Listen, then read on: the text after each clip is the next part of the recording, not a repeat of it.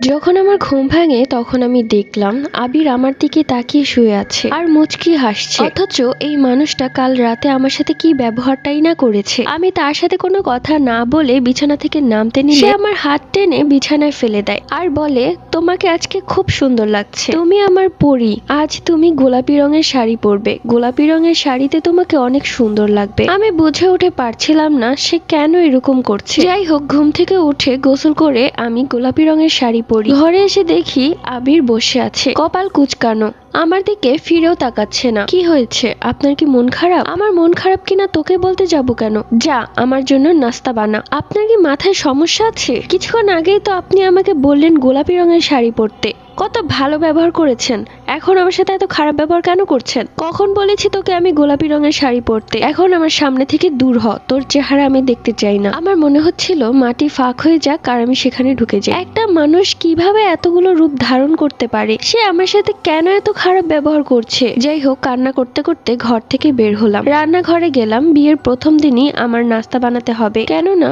এই সংসারে তো আর কোনো মেয়ে নেই। চাচা শ্বশুরের ঘরে গেলাম, গিয়ে দেখলাম সে বসে বসে পেপার পড়ছে। আমি তার পা ধরে সালাম করলাম। এরপর সে তার চোখ দিয়ে ওপর থেকে নিচ অব্দি আমাকে দেখে নিল। বাহ, বেশ ভালো, গোলাপি রঙের শাড়িতে তোমাকে অনেক সুন্দর লাগছে। আমি তাকে ধন্যবাদ দিয়ে নাস্তা বানানোর জন্য আসবো। নাস্তা বানানোর কোনো দরকার নেই ময়না, ভোলাকে বলেছি ও নাস্তা নিয়ে আসবে। তুমি নাস্তা বানালে তো তোমার এই সুন্দর হাত দুটি নষ্ট হয়ে যাবে। কিছু হবে না চাচা, আমি সবকিছুই করতে পারবো। আমার মুখে চাচা শুনে তার মুখটা কালো হয়ে গেল। কিছুক্ষণ বাদে ভোলা নাস্তা নিয়ে আসলো। খাবার টেবিলে সবাইকে নাস্তা পরিবেশন করে দিচ্ছিলাম। একটু পরে কিছু একটা পড়ে যাওয়ার শব্দ এলো, মানে রান্নাঘরে বিড়াল ঢুকেছে। তখন আবির আমাকে এক ধমক দিয়ে বললেন, সব কি ভেঙে ফেলবি? গিয়ে দেখ কি হচ্ছে। হবু স্বামীর মুখে তার চাচা এই কথা শুনে বললেন, আবির, এটা কি ধরনের কথা নতুন বউয়ের সাথে? তখন আবির মাথা নত করলো আর বলল যে, আমার ভুল হয়ে গেছে চাচা, আমাকে মাফ করে দিন। তখন ওর চাচা হেসে হেসে বলতে লাগলেন, বউ হচ্ছে লেবুর মতো,